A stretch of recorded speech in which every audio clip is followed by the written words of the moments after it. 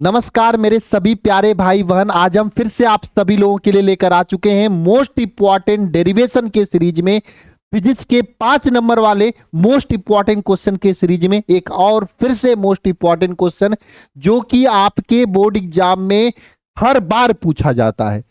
आपके एग्जाम में इस बार भी आ सकता है। जरूर से इस क्वेश्चन को तैयार कर लीजिएगा। और हाँ, इस क्वेश्चन को पूरी तरीके से आज के क्लास में हम मक्खन कर देने वाले हैं। क्वेश्चन क्या है समझिए ध्यान से।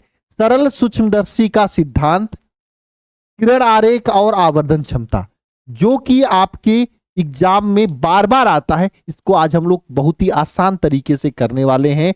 मेरे प्यारे भाई बहन, आगे बढ़ने से पहले मैं सभी से कह देना चाहता हूं, ये व्हाट्सएप चैनल और टेलीग्राम चैनल सभी लोग जरूर से ज्वाइन कर लीजिएगा ताकि आपकी कोई भी क्लास आपसे छूटे नहीं, क्योंकि हम आप सभी लोगों के बोर्ड एग्जाम को लेकर मोस्ट इंपॉर्टेंट क्लासेज एकदम बढ़िया तरीके से लेके चल रहे हैं। क्लास का पीडीएफ वगैरह यहाँ पे शेयर कर देते हैं। साथ में इस व्हाट्सएप चैनल पर भी आपको हर क्लास का अपडेट देते रहते हैं, तो जरूर से ज्वाइन कर लीजिएगा। और अल्फा इंस्टीट्यूट प्रो ऐप पर अगर आप चाहते हो पूरी क्लास एक बार एक सिस्टमेटिक मिल जाए, यूट्यूब पे ढूंढना ना पड़े, तो ऐप पर फ्री में यूट्यूब पीडीएफ के नाम से मैंने एक सेक्शन बना रखा, वहां पे जाके क्लास और पीडीएफ एकदम बढ़िया तरीके से ले सकते हो। चैनल को जरूर सब्सक्राइब कर लीजिएगा। चलिए अब हम शुरू करते हैं आज की ये क्लास, जिसमें हम लोग सरल सूक्ष्मदर्शी के बारे में पढ़ेंगे। अच्छा, क्वेश्चन कैसे पूछा जाता है ये चीज मैंने आज नहीं लेकर आया, क्योंकि इसमें कई सारी चीजें हम डिस्कस करने वाले हैं। क्वेश्चन में उतना ज्यादा नहीं पूछा जाता, हम बताएंगे क्वेश्चन कहां से कैसे आता है, लेकिन हाँ एक एक चीजों को कनेक्ट करके चलेंगे। ठीक है, सबसे पहली बात, सूक्ष्मदर्शी क्या होता है ये बात देखेंगे हम लोग। सूक्ष्मदर्शी क्या होता है ये जरा कमेंट बॉक्स में कमेंट करके बताओ। सूक्ष्म मतलब छोटा, दर्शी मतलब देखने वाला, नाम से स्पष्ट है। ऐसा उपकरण जो छोटी वस्तुओं को देखने के काम में आता हो उसे सूक्ष्मदर्शी कहते हैं। तो हम इसकी बात क्या लिखेंगे, यह एक ऐसा प्रकाशिक यंत्र होता है, यह एक ऐसा प्रकाशिक यंत्र होता है। यह एक ऐसा प्रकाशिक यंत्र होता है जिसके द्वारा हम लोग क्या करते हैं, है ना, जिसके द्वारा छोटी वस्तुओं को बड़ा करके देखने में प्रयोग किया जाता है। इसमें से कितने लोग यह देखे हैं सूक्ष्मदर्शी, जरा कमेंट बॉक्स में कमेंट करके बताएंगे, है ना। जिसके द्वारा क्या किया जाता है, छोटी वस्तुओं को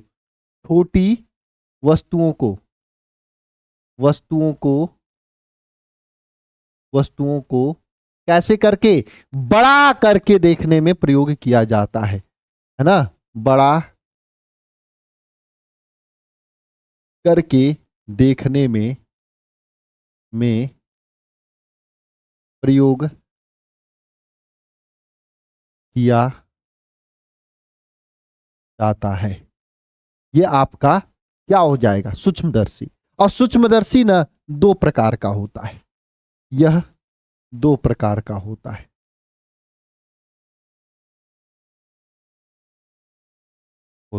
कौन कौन होता है भैया जी दो प्रकार में।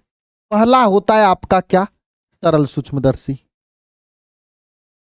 सरल सूक्ष्मदर्शी। ये तो आप लोग देखे होंगे, पक्का देखे होंगे, अभी मैं दिखाऊंगा तो आप देख लोगे, बताऊंगा कैसा होता तो आपको समझ में आ जाएगा। दूसरा क्या होता है, संयुक्त सूक्ष्मदर्शी।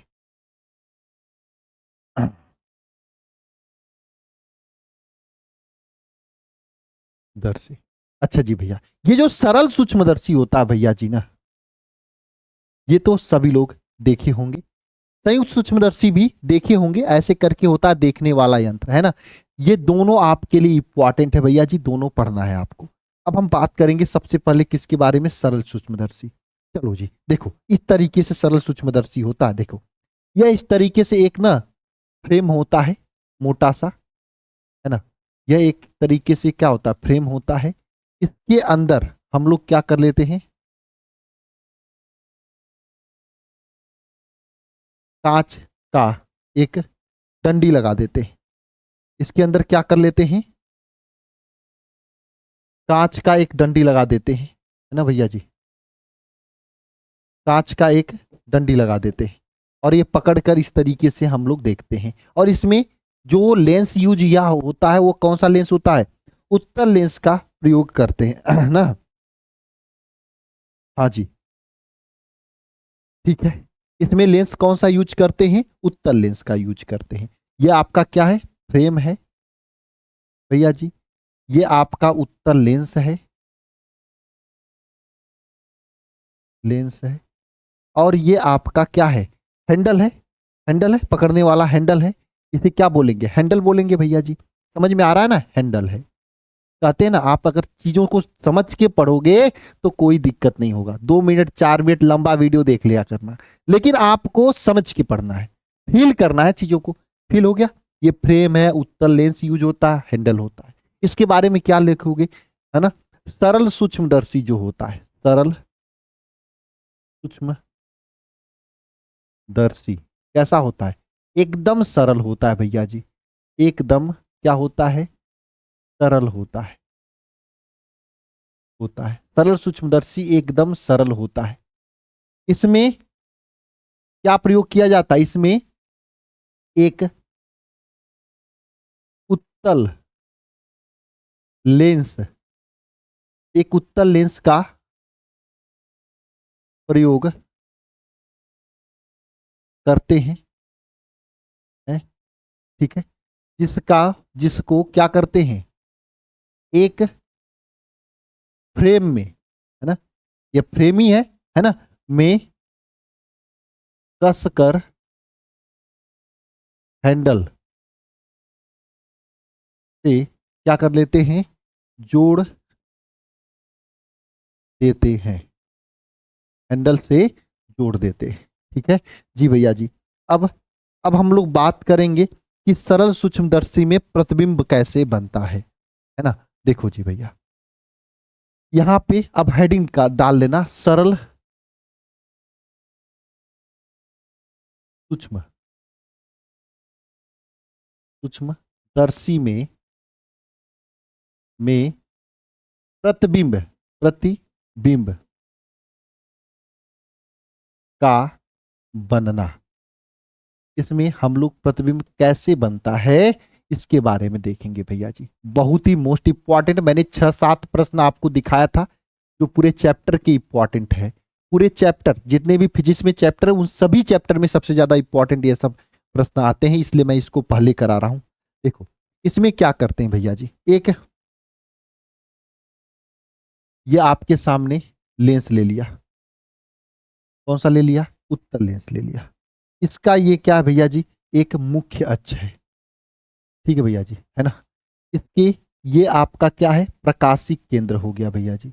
इसके प्रकाशिक केंद्र के पास में यहां पर एक फोकस दूरी है, और फोकस दूरी के, है ना, अंदर ही हम एक वस्तु को रख रहे हैं, ए बी वस्तु रख रहे हैं। फोकस दूरी के अंदर ही एक वस्तु ए बी रख रहे हैं। ठीक है भैया जी। देखो आप लोग बनाने सीखना, ए बी वस्तु रख रहे हैं। नियम यह होता है कि ए बी से चलने वाला प्रकाश किरण अपवर्तन के पश्चात, जब अपवर्तन होगा इसका, तो अपवर्तन के पश्चात मुख्य अक्ष के समांतर चलने वाला प्रकाश किरण अपवर्तन के पश्चात कहां से होके जाता है? कक्षा 10 में। याद करो बचपन का प्यार। हाँ जी, याद करो कहां से होके जाता है? हमारे घर से नहीं, आपके घर से नहीं, यहां से मुख्य फोकस से होकर जाता है। ये रहा आपका मुख्य फोकस है। ठीक है। दूसरी प्रकाश किरण क्या होता है? इसके प्रकाशिक केंद्र से होके जाता है ये। हाँ जी, है ना, प्रकाशिक केंद्र से होके जाता है। ठीक है भैया जी, और चला जाता है ना, ये होता है। लेकिन देखो इधर जाके आगे चीजें नहीं मिल पाती हैं। जो मिलती है ना भैया जी, ध्यान से समझना, इस चीज को मैं पीछे थोड़ा सा कर रहा हूं, है ना। आगे जाके मिलती नहीं है, जो मिलती है ना भैया जी, ये अगर आप पीछे इसको बढ़ाओगे ना, तो पीछे बढ़ाओगे और इसको भी पीछे बढ़ाओगे, ये जाके मिलती है यहां पर इस तरीके से। ये आपका आभासी प्रतिबिंब बनाता है ये, है ना। अगर यह आपका वस्तु जो है, अगर यह वस्तु आपका ए बी रहा होगा, ए बी, इसका आभासी प्रतिबिंब ए डैश बी डैश बनता है। ठीक है भैया जी, इसका आभासी प्रतिबिंब ए डैश बी डैश बनता है। ठीक है भैया जी। अब इस चीज को लिखेंगे, इसका सिद्धांत क्या होता है ना, सिद्धांत क्योंकि सिद्धांत कभी कभी पूछता है, जो पूछे एग्जाम में वही लिखना आप लोग, है ना। ठीक है। उत्तल, उत्तल लेंस को सरल सूक्ष्म दर्शी में प्रयोग किया जाता है, किया जाता है। ठीक है भैया जी, किया जाता है, ये तो आप भी जानते हो। बस एग्जामिनर को आपको समझा देना है जो चीजें हैं, जिसका जिसका किरण आरेख, किरण आरेख देखो रटना नहीं है और किताबी भाषा भी नहीं है। जिसका किरण आरेख कहां दिया है, चित्र में, चित्र में दिया गया है। जिसका किरण आरेख क्या है, चित्र में दिया गया है भैया जी, है ना। चित्र में किरण आरेख एकदम बढ़िया तरीके से दिया गया है। कोई घबराने की बात नहीं है कि है घबराने की बात, नहीं है भैया जी, नहीं है, कोई भी घबराने की बात नहीं है। ठीक है भैया जी, है ना। जिसमें क्या है भैया जी, जिसमें ए बी, है ना, वस्तु का प्रतिबिंब, है ना, सीधा आभासी वस्तु से बड़ा, वस्तु से बड़ा ए डैश बी डैश बनता है ना। ठीक है। जिसमें ए बी वस्तु का प्रतिबिंब सीधा आभासी वस्तु से बड़ा ए डैश बी डैश बनता है ना। ठीक है ना। जो कि ना किरण आरेख में, किरण आरेख में क्या किया गया है, दर्शाया गया है। ठीक है भैया जी, पूरी कहानी हमने लिख डाला, जो भी चीजें थी लिख डाला। आपको समझ में आया कि नहीं आया, है ना। बस इतना ही लिखना है, कुछ अलग चीजें नहीं लिखा है। अब आता है भैया इसका आवर्धन क्षमता निकालने के लिए, है ना। भैया जी आवर्धन क्षमता का फार्मूला क्या होता है, मैंने पहले से लिख रखा है। आवर्धन क्षमता का फार्मूला होता है अंतिम प्रतिबिंब द्वारा आंख पे बना हुआ दर्शन कोण। यानी कि ये आपका अंतिम प्रतिबिंब है, इसमें बना हुआ ये आपका दर्शन कोण बीटा बटे, है ना, डी दूरी पे रखी वस्तु का दर्शन कोण। अब देख लो मेरे प्यारे भाई बहन, है ना। देखो हम क्या करते हैं कि देखो हमारा जो आंख है इसमें कहां है, यहां से वस्तु दिख रही है ना, ये आंख है, ये आंख है। मेरी बात ध्यान से समझना, हमें सबसे पहले डी दूरी पे रखी हुई वस्तु का दर्शन कोण बनाना है। ये दूरी डी है ना, ये दूरी क्या है भैया जी, डी है। ठीक है। और यहां पर ये रही आपकी वस्तु ए बी। देखो बिना हमारे यहां पे देखो, इसमें हम नंगी आंख से देखेंगे, है ना। ये आपकी वस्तु ए बी है। ठीक है ना। इसमें हम लोग क्या करेंगे, वस्तु को नंगी आंख से देखेंगे और हमारी आंख ये रही, हमारी आंख ये रही, ये हमारी आंख रही। इसमें यह ए बी वस्तु को देख रहे हैं डी दूरी पे जो कि रखा हुआ है। ठीक है भैया जी, है ना। ये बीट, है ना, ये कोण क्या हो जाएगा, अल्फा हो जाएगा। देखो यहां पर डी दूरी पे रखी वस्तु का दर्शन कोण, है ना, रखी वस्तु का, है ना, वस्तु का दर्शन कोण, है ना। तो यहां पे हम लोग कोई भी चीज का यूज नहीं करेंगे, किसी भी लेंस का। ठीक है भैया जी, ये हो जाएगा। और वहीं पर आपके सामने अगर अगर वहीं पर आपके सामने अगर क्या करेंगे, अगर वस्तु जो है ना, कहां पे, वस्तु अगर अनंत पे रखा गया, मतलब वस्तु का जो प्रतिबिंब बनाता है, ये प्रतिबिंब का भी दर्शन कोण हम लोग नापेंगे। ठीक है ना। अब चलिए आगे देखना ध्यान से सभी लोग देख। अब यहां पे हम लोग क्या लेंगे, आवर्धन क्षमता एम का मान ज्ञात करेंगे। ये क्या होता है, बीटा बटे अल्फा होता है। ठीक है भैया जी। और देखो यहां पे अल्फा और बीटा बहुत छोटू का कोण है, छोटा कोण है, छोटा ना कोण है। इसलिए हम लोग क्या कर देते हैं, इसको tan अल्फा मान लेते हैं, अल्फा का वैल्यू, बीटा का वैल्यू क्या मान लेते हैं, tan बीटा मान लेते हैं, बराबर करेंगे तो tan alpha is equal to क्या होता है, लंब बटे आधार।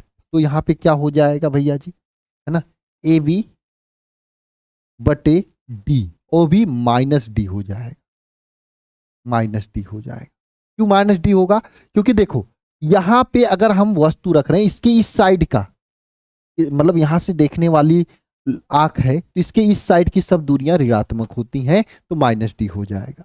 अच्छा बीटा का मान क्या हो जाएगा भैया जी, बीटा का मान, अब देखो भैया जी, देखो अब ये बड़ा वाला नहीं लेंगे क्योंकि ये प्रतिबिंब पीछे बनता है बहुत ना, हम ये वाला लेंगे, ठीक है। तो यहां से देखो ये वस्तु की दूरी u हो जाएगी और ये ए बी आपका प्रतिबिंब हो जाएगा, है ना, ए बी बटे वस्तु की दूरी माइनस यू, क्योंकि लेंस के इस साइड की दूरियां ऋणात्मक होती है इसलिए माइनस यू लिख दिया मैंने। अब इस फार्मूले में रख दो लो, चलो रख दो, आवर्धन क्षमता m इज इक्वल टू, ये फार्मूला था, हाँ m is equal to formula था माइनस नहीं बीटा बटे अल्फा, तो m इज इक्वल टू क्या, ए बी बटे minus U upon A B बटे माइनस डी, ये हो जाएगा भैया जी, है ना। अच्छा ए बी से ए बी कट जाएगा, यम का वैल्यू क्या आएगा, डी बटे यू आएगा, ये आपका आवर्धन क्षमता का फार्मूला हो जाएगा भैया जी, है ना, डी बटे यू ये आवर्धन क्षमता का फार्मूला हो जाएगा। किसी को कोई दिक्कत है तो बता देना। डी बटे यू, और ये आवर्धन क्षमता अगर अगर मान लो, है ना, डी बटे यू ये आवर्धन क्षमता का फार्मूला हो जाएगा, है ना जी भैया जी ना, कोई दिक्कत है तो बताओ। अगर यदि यदि जो है आपका प्रतिबिंब, यदि प्रतिबिंब बिंब कहाँ पे बने, अनंत पे बने, अनंत पे बने, अनंत पर बने, तब इस कंडीशन में क्या होता है, यहां से u का वैल्यू माइनस u का वैल्यू f के समान होगा, फोकस दूरी f के समान होगा, तब यहां पे आवर्धन क्षमता m is equal to D बटे एफ हो जाएगा, ठीक है। अगर अनंत पे बनता है तो इस कंडीशन में हो जाएगा, है ना, u मतलब वस्तु का दूरी जो है f के बराबर हो जाएगा। कोई दिक्कत है यहाँ पे तो बता देना, कोई दिक्कत है तो बता देना, है ना, यफ के बराबर हो जाएगा यू का वैल्यू अगर अनंत पे बनता है तो, क्योंकि आपको पता है कि अगर वस्तु को हम लोग लेंस के सामने फोकस पे रखते हैं, अरे याद करो बचपन कक्षा 10 की चीजें भैया जी, जब वस्तु को फोकस पे रख रहे थे तो इसका प्रतिबिंब कहाँ बनता था, अनंत पे बनता था। वही कह रहा अगर प्रतिबिंब अनंत पे बनता है तो वस्तु को फोकस पे रखना पड़ेगा, यानी u बराबर f रखना पड़ेगा। ये आपके एग्जाम में पूछता है कि यदि वस्तु अनंत पे बने तब आवर्धन क्षमता क्या होती है, ये आपको बता देना होगा, ठीक है। अगर यदि दूसरा कंडीशन याद रखना, यदि वस्तु का प्रतिबिंब बिंब कहां बने, अस्पष्ट दृष्टि के न्यूनतम दूरी पे बने, अस्पष्ट दृष्टि के न्यूनतम दूरी पे बने, न्यूनतम दूरी पे बने पर बने, तो इस कंडीशन में क्या होता है, तो यानी कि भी प्रतिबिंब की दूरी क्या हो जाता है, माइनस डी हो जाता है, अस्पष्ट दृष्टि की न्यूनतम दूरी माइनस डी ही होती है, और वस्तु u कहाँ रखा जाएगा, तो माइनस यू पे रखा जाएगा, तो 1/f is equal to formula 1/v minus 1/u होता है। इसमें आपको यहां पर कनेक्ट करना पड़ेगा कैसे कनेक्ट करना पड़ेगा भैया जी, है ना, हाँ भैया जी कैसे कनेक्ट करना पड़ेगा बताना भैया जी, देखो 1/f इज इक्वल टू यहाँ पे v के यहाँ पर 1/-d प्लस u के यहाँ पर 1/ प्लस नहीं माइनस ही होगा, माइनस 1/-u, माइनस माइनस से plus 1/f is equal to 1/-d plus 1/u हो जाएगा, ठीक है भैया जी, है ना। अच्छा जी भैया जी, अब इसको खत्म करना हो तो क्या करेंगे हम लोग, यहाँ पर भैया जी हम d से गुणा कर देंगे, d से क्या करते हैं, d से गुणा करने पर करने पर, है ना। तो D upon F is equal to D बटे माइनस डी प्लस डी बटे यू, ये हो जाएगा। अच्छा जी भैया जी, आगे कनेक्ट करते हैं, आगे कनेक्ट करते हैं।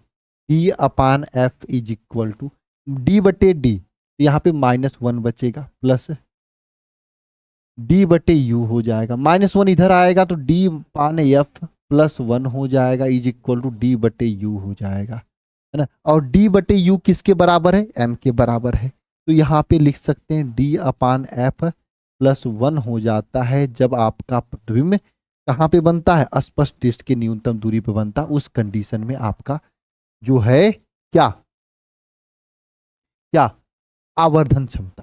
तो ये आपको बढ़िया से तैयार कर लेना है, दोनों कंडीशन आपके एग्जाम में आता है। देखो वैसे तो मैं लास्ट में फार्मूला बताता था, लेकिन मैं फार्मूला बता के वीडियो ज़्यादा लंबा नहीं करना चाहता हूँ। आपको बस एक होमवर्क दूंगा, मुझे थोड़ा सा कमेंट बॉक्स में कमेंट करके बता देना कि पतले लेंस के लिए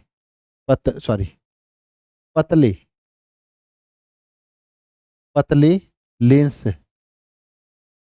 के लिए, है ना, पतले लेंस के लिए संयुक्त फोकस दूरी का सूत्र क्या होता है, ये बता देना। फोकस दूरी का सूत्र ये आपको कमेंट बॉक्स में कमेंट करके बता देना है अपने नाम के साथ में, और जितने लोग क्लास में प्रेजेंट हुए बता देंगे। मुझे पता है कि मैंने शुरू किया था 28 डे चैलेंज, बीच में थोड़ा मोड़ा रुका, लेकिन आप में से आधे लोग तो रुक गए हो, आधे लोग छोड़ दिए उस सीरीज को।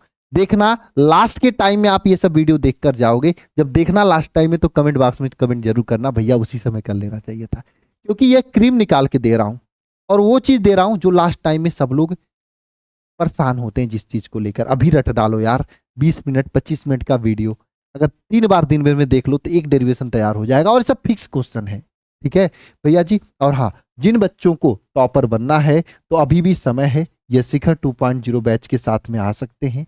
बहुत ही बढ़िया तरीके से पढ़ाया जा रहा है, आने वाला है वरदान बैच, वो भी मिल जाएगा, और बढ़िया तरीके से आपका सिलेबस कवर होके आप टॉपर लिस्ट में अपना नाम पक्का कर पाएंगे, ठीक है।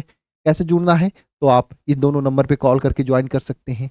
बाकी ये टॉपर्स की गिफ्ट, ये सब चीज़ें तो है ही आप सभी लोगों के लिए, बस आपको मेहनत लगातार दम ला के करनी है। बाकी टॉपर्स दिखाऊंगा तो ये सब वे टॉपर्स हैं जिन्होंने पढ़ा था, ठीक है।